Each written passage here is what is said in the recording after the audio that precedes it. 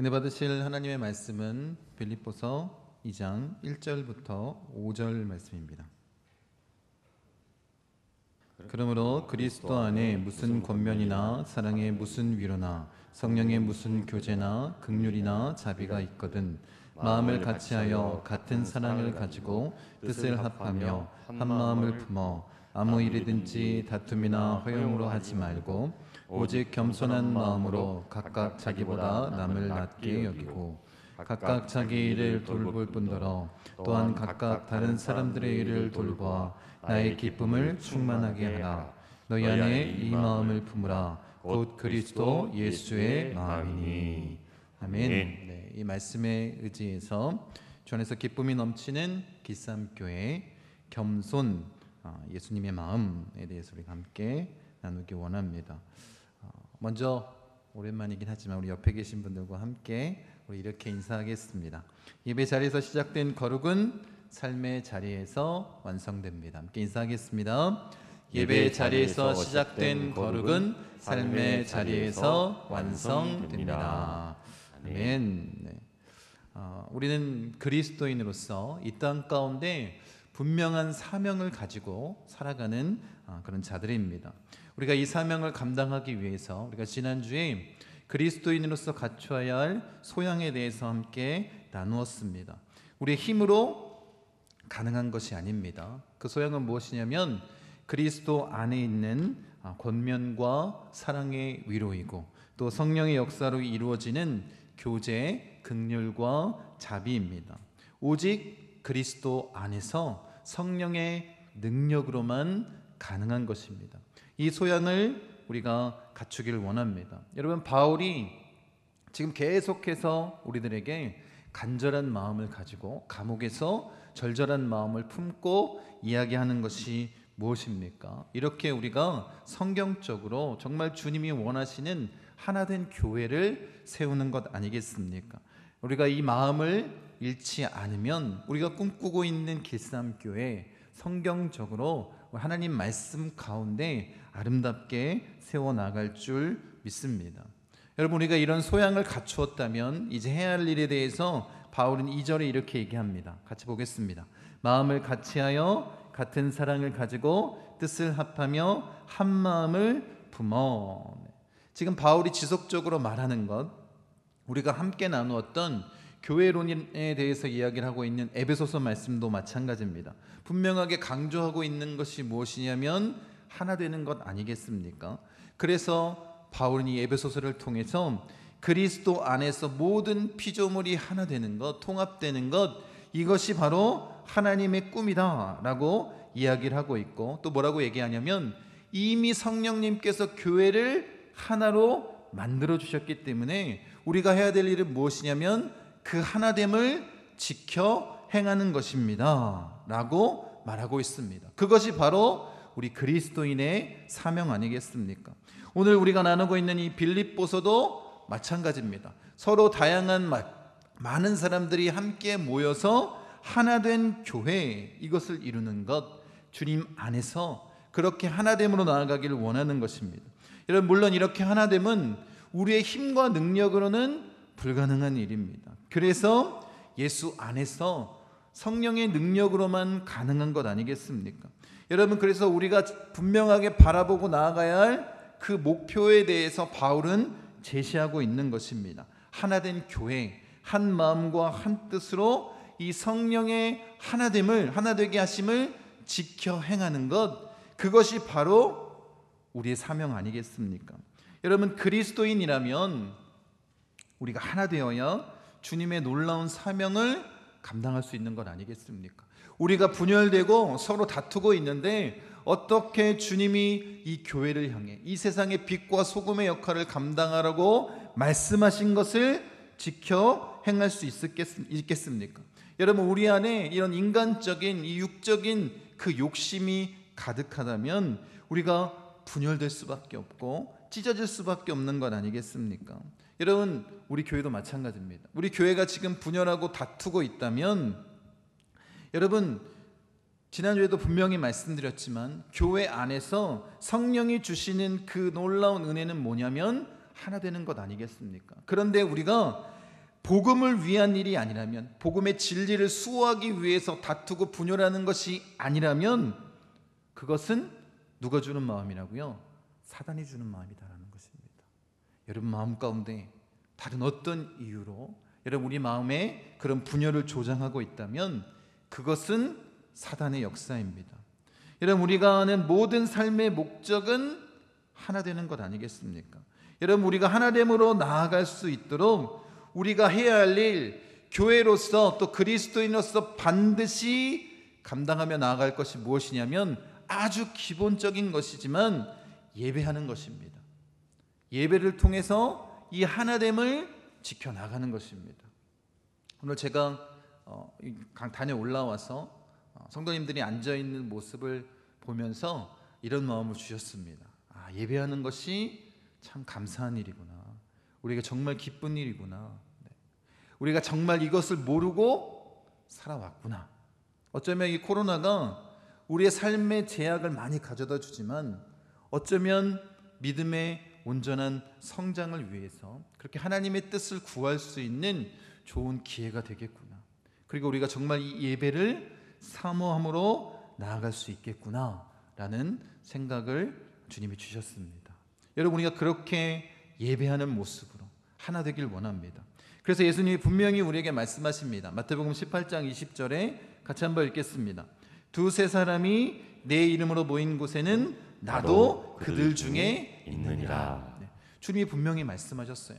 우리가 예배자로서 모이는 그곳에 주님이 우리와 함께 계십니다. 그렇게 하나 되게 만드신다라는 것입니다.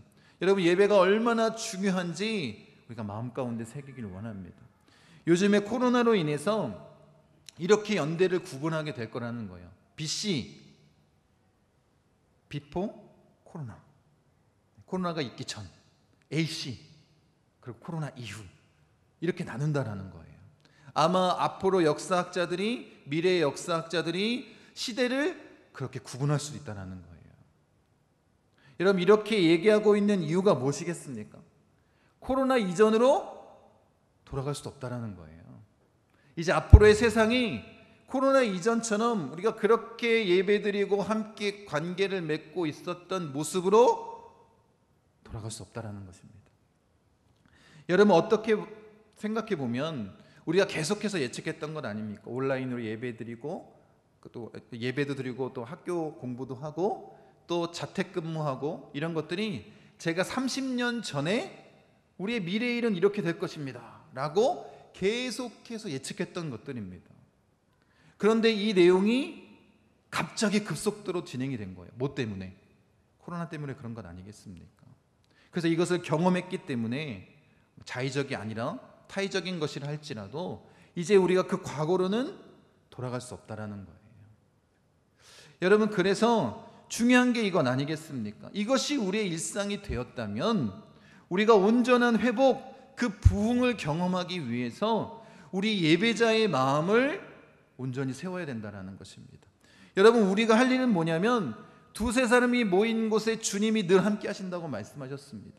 그렇다면 우리가 그 주님을 온전히 경험하는 참된 예배, 그 예배를 드림으로 말미암아 하나됨을 온전히 누리는 그런 참된 예배, 성령 충만한 그런 예배의 모습을 우리가 갖추어야 되는 것 아니겠습니까? 여러분 다시 한번 강조하여 말씀드리지만 우리가 생활하는 가장 궁극적인 목적이 뭐냐면 예배를 통해서 하나 되는 거예요. 예배를 통해서 주님과 하나 되는 것입니다. 예배를 통해서 성도님들과 하나 되는 것, 그렇게 참된 예배를 우리가 드리길 원합니다. 여러분 지금 한국교회가 지탄의 대상이 되었습니다. 여러분 정말 안타까운 건 뭐냐면 이제 예배의 패러다임이 바뀌어야 된다 라고 한국교회 안에서 자성의 목소리가 들리는 것이 아니라 사회학자들이 얘기하고 있다는 거예요. 이게 얼마나 안타까운 일입니까? 교회가 예배의 패러다임을 바꿔야 된다 라고 말하고 있다니까요. 여러분 이런 시대에 우리에게 정말 필요한 게 뭐냐라는 거예요. 한번 보세요.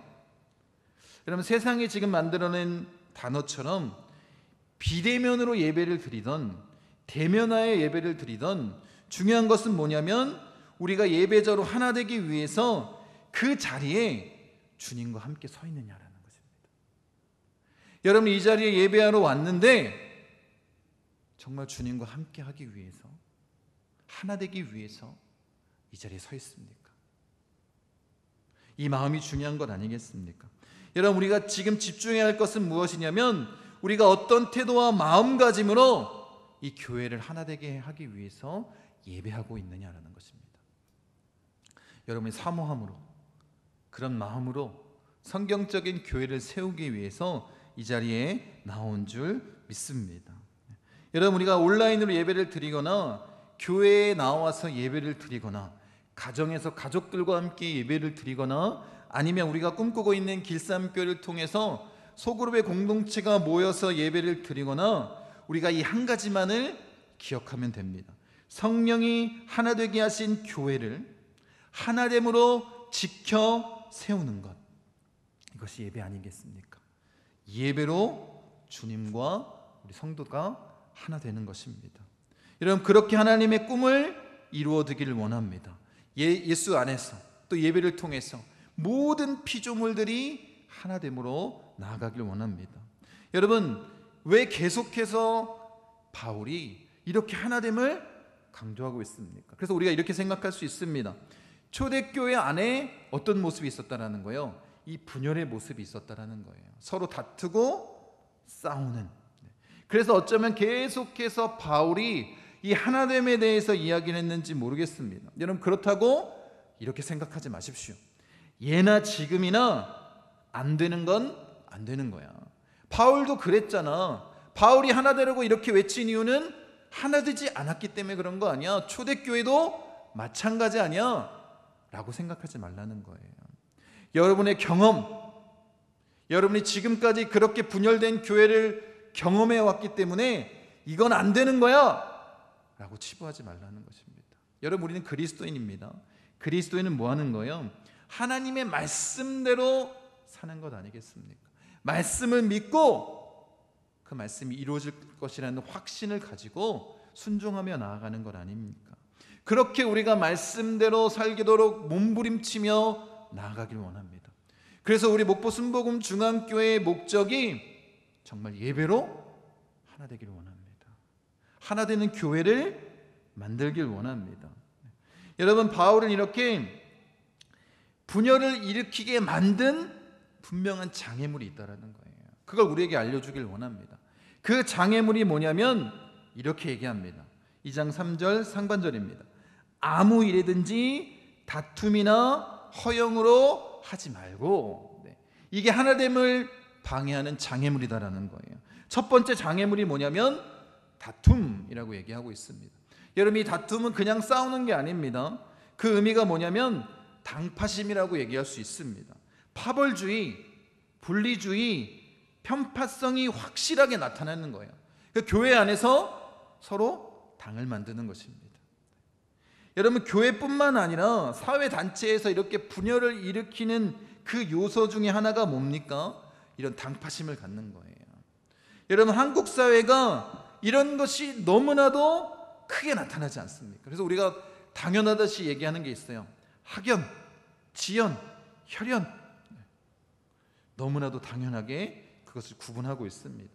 여러분, 이것이 얼마나 비합리적인 그런 생각입니까? 그래서 지금 한국 사회를 떠들썩하게 만드는 것이 바로 이 문제 아니겠습니까? 여러분, 아무런 생각 없이 수많은 사람들이 각자 자기가 속한 집단에 맞게 행동하는 거예요. 자기의 이익을 위해서.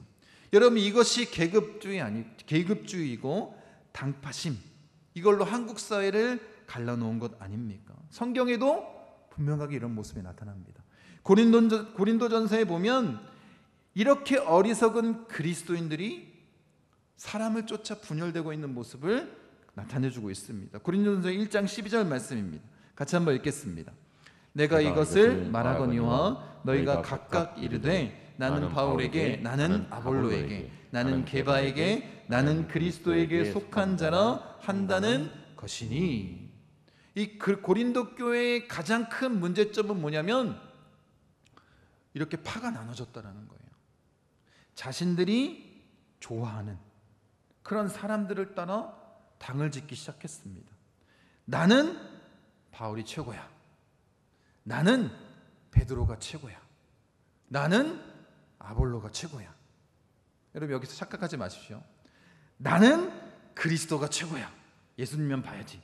이런 좋은 의미로 그리스도파라고 얘기한 것이 아니라 너희가 어떻게 사람들을 보고 이렇게 쫓아다닐 수 있느냐 라고 얘기는 하고 있지만 자신들의 의를 주장하며 나는 그리스도파라고 얘기하는 거예요. 인간적인 마음이 그 안에 가득 담겨 있었다는 거예요. 하나님을 바라보고 나아간 것이 아니라 사람들을 바라보고 내가 좋아하는 사람들 위주로 그렇게 당을 짓기 시작했다는 것입니다. 여러분 이것이 얼마나 안타까운 것 아닙니까? 여러분 우리가 바라봐야 될 것이 무엇입니까? 그 불변의 진리인 하나님의 말씀을 바라보고 무엇이 옳고 그르냐를 따라 판단하면서 우리가 나아가는 것, 그 진리를 향해서 나아가는 것 아니겠습니까? 그런데 이 교회 안에서도 당파심으로 갈라졌다는 거예요. 우리 당이 최고야. 우리 패거리가 최고야. 내가 속한 이 집단이 최고야 라는 의식으로 나아갔기 때문에 교회 안에 이 분열과 다툼이 생겼다는 거예요. 우리는 그렇지 않습니까? 두 번째 얘기하는 게 뭐냐면 이 하나됨을 방해하는 장애물을 허영이라고 말하고 있습니다. 문자 그대로 텅 비어 있는데 그렇지 않다고 생각하는 거예요. 여러분 이것의 다른 이름이 뭐냐면 교만과 자만심입니다. 여러분 성경에 따르면 이것이야말로 불일치와 모든 분쟁의 궁극적인 원인이라고 얘기하고 있는 거예요. 여러분 하나님께서 인간을 만드셨습니다. 하나님과 함께 할 수 있도록 영적인 존재, 그 에덴 동산에서 하나님 말씀에 순종하면서 그 모든 것을 누릴 수 있게 만드셨어요. 임마누엘의 축복, 하나님과 함께함으로 누리는 영원한 생명을 누리는 가장 큰 축복을 경험하게끔 만들었습니다. 그런데 어떤 일을 벌였습니까? 왜 불일치와 이 하나됨과 분열과 깨어짐, 이 영적인 죽음이 나타났습니까? 하나님과 같이 되려는 교만함, 자만심. 인간이 하나님과 같이 되려는 그 마음을 품고 그것이 인류 최초의 죄가 되므로 하나님과 분리된 것 아니겠습니까? 그렇게 결국 깨어진 존재, 죽을 수밖에 없는 존재, 영원한 죽음을 갖게 된 존재가 된 것입니다. 여러분 그래서 이 모든 분쟁의 근본적인 원인을 보면 바로 이것 때문에 그런 거예요. 이기심, 자만, 교만함 때문에 모든 공동체가 갈라지고 분열되는 것입니다. 여러분 내 권리를 돌려달라. 왜 내 마음대로 살 수 없느냐? 내가 받아야 할 대우, 내가 누려야 할 것들, 내 권리라는 관점에서 주장하기 때문에 어떻게 되는 거예요? 분열과 다툼, 이런 분쟁이 생기는 것입니다. 여러분 참 보기 어려운 광경일지 모르겠습니다. 어쩌면 제가 살아있는 동안 보지 못할 수도 있습니다.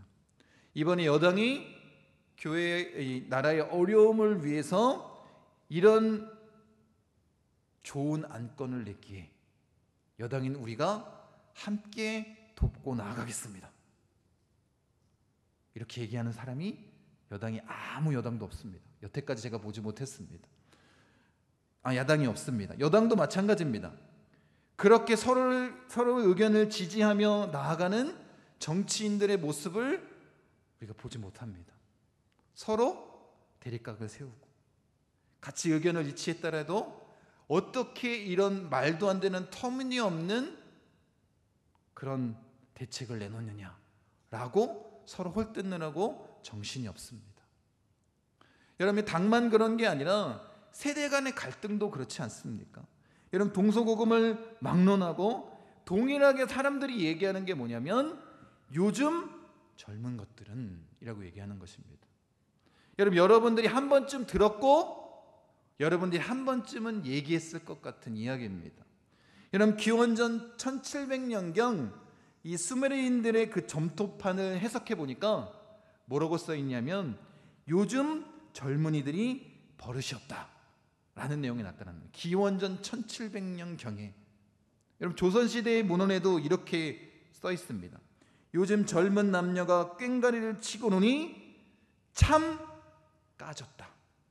이 조선시대 기록입니다. 여러분들은 어떻습니까? 요즘 젊은 것들은 이런 마음으로 젊은 세대를 바라보고 있습니까?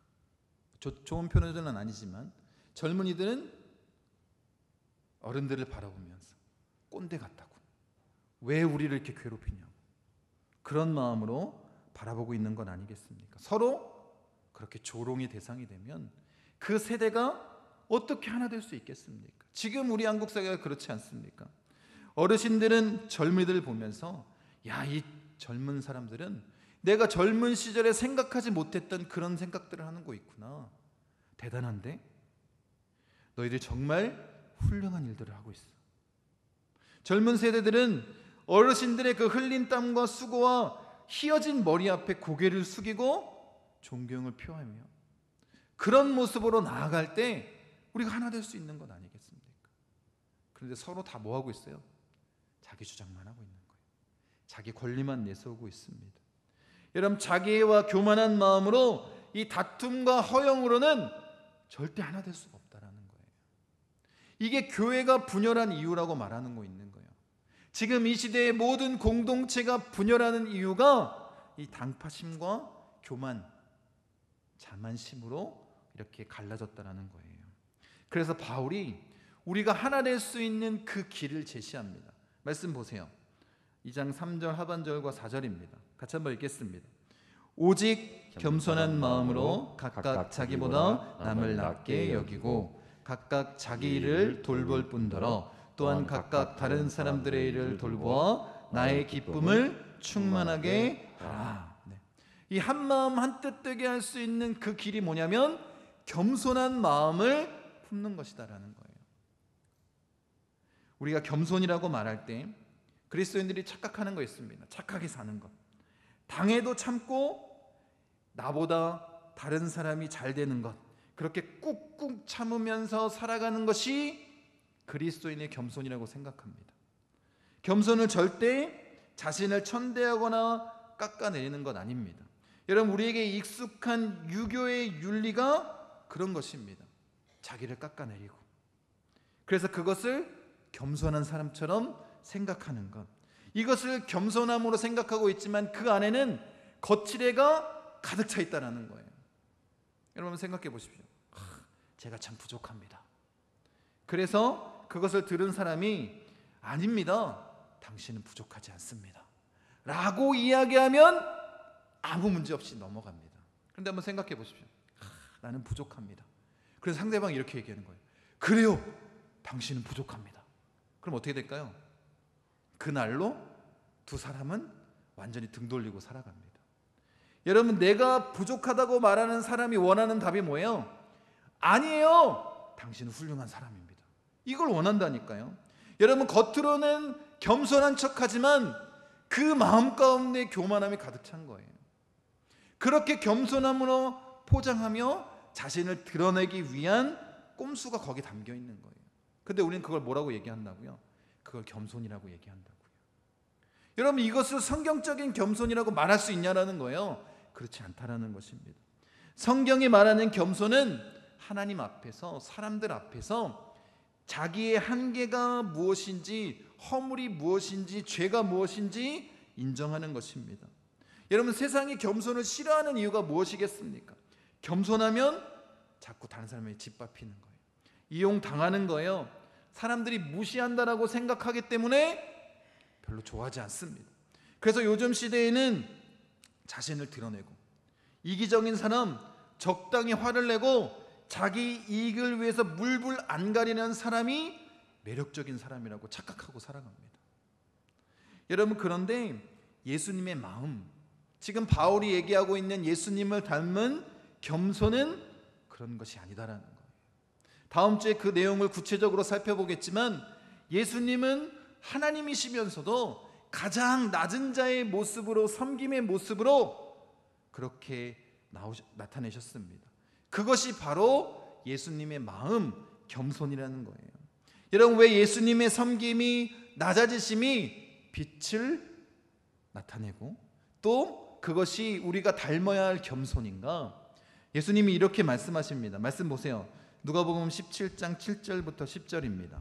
너희 중 누구에게 밭을 갈거나 양을 친거나 하는 종이 있어 밭에서 돌아오면 그더러 곧 와 앉아서 먹으라 말할 자가 있느냐? 도리어 그더러 내 먹을 것을 준비하고 띠를 띠고 내가 먹고 마시는 동안에 수종 들고 너는 그 후에 먹고 마시라 하지 않겠느냐? 명한대로 하였다고 종에게 감사하겠느냐?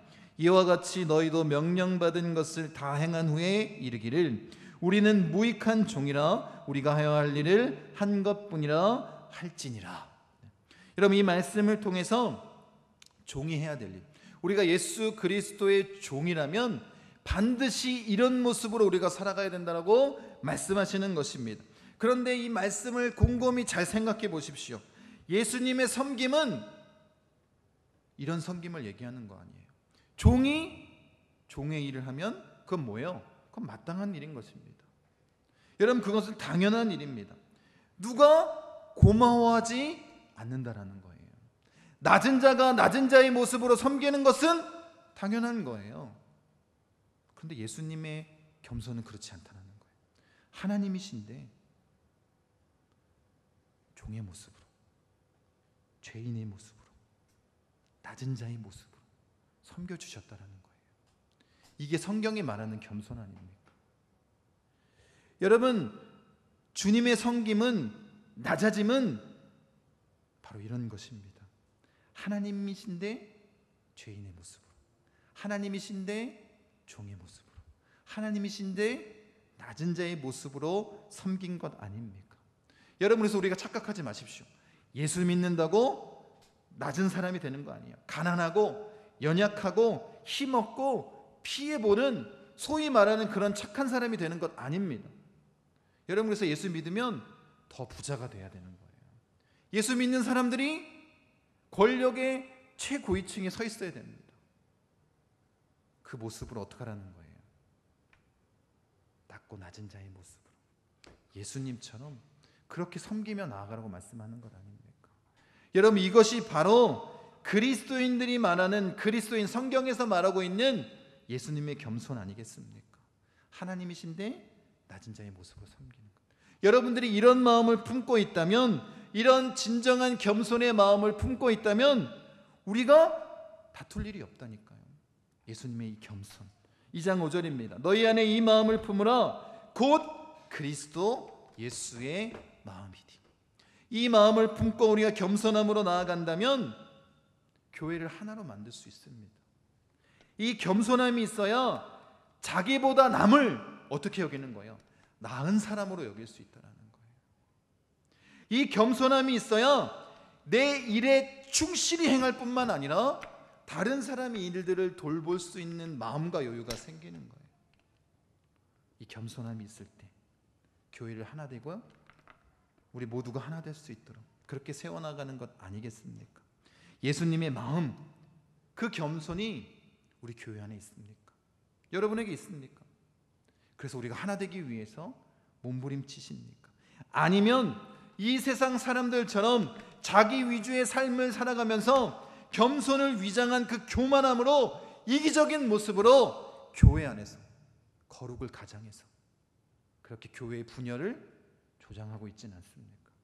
여러분, 이거 우리가 심각하게 생각해 봐야 되는 거예요. 나에게 정말 예수님의 이 겸손함이 있습니까? 교회를 하나로 세우고 몸담고 있는 가정과 직장, 이 모든 사회 공동체를 하나로 만들 수 있는 것은 예수님의 이 겸손함뿐밖에 없다는 거예요. 그래서 바울이 우리에게 말하고 있는 거예요. 예수님의 마음을 품어야 된다. 이 겸손함이 우리에게 필요하다. 여러분, 교회를 하나 되게 하기 원하십니까? 그럼 여러분이 해야 될 일은 한 가지예요. 주님의 마음, 이 겸손함으로 나아가는 것입니다. 여러분의 의가 드러날 때는 교회가, 여러분이 속한 모든 공동체가 분열할 수밖에 없는 거예요.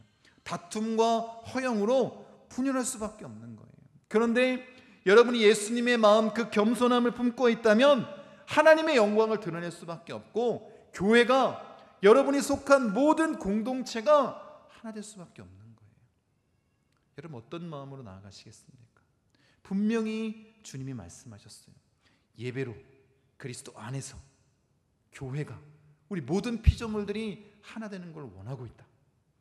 내가 품은 꿈이다 라고 주님이 분명히 말씀하셨는데, 여러분이 여러분의 의의를 드러내는 그 다툼과 허영으로 거룩을 가장하며 그렇게 분열을 조장하고 있습니까? 아니면 진짜 예수님의 마음, 하나님이시지만 가장 낮은 자의 모습으로 섬기는 그 겸손이 우리에게 있습니까? 주님이 원하시는 그 일을 우리가 행하기 원합니다. 예수님의 마음, 이 겸손으로 우리 목포순복음 중앙교회를 하나로 만드시는, 또 이 나라, 또 한국교회를 하나로 세우는 그 사명, 이 세상의 빛과 소금의 사명을 온전히 감당하는 거룩한 그리스도인 되시기를 간절히 축원드립니다.